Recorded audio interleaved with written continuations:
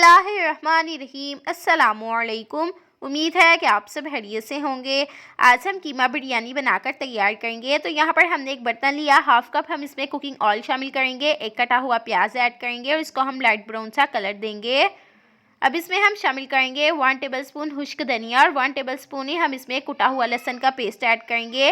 हल्का सा इसमें पानी ऐड करेंगे ताकि मसाला हमारे जले नहीं। 2 टेबलस्पून हम इसमें ज़ीरा ऐड करेंगे। अब हम इसमें स्पाइसेस ऐड करेंगे। 2 टेबलस्पून लाल मिर्च, 1 टेबलस्पून हल्दी पाउडर, 2 टेबलस्पून ही हम इसमें सॉल्ट ऐड करेंगे।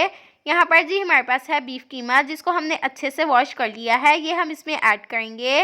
अब इसमें हम ऐड करेंगे कटी हुई हरी मिर्च और यहाँ पर जी हमारे पास है टमाटर की प्यूरी। इसकी रेसिपी हम आपको पहले दे चुके हैं, अगर आपने नहीं देखी तो हमारे चैनल पर जाकर देख लीजिएगा। इसको बनाना बहुत ही आसान है और ये फ्रीज़ की है।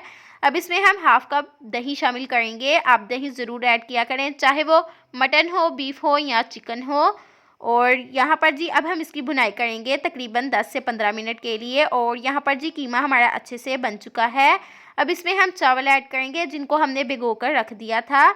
और यहाँ पर जी अब हम इसमें पानी ऐड करेंगे, इतना पानी ऐड करेंगे कि चावल हमारे अच्छे से डूब जाएं अंदर।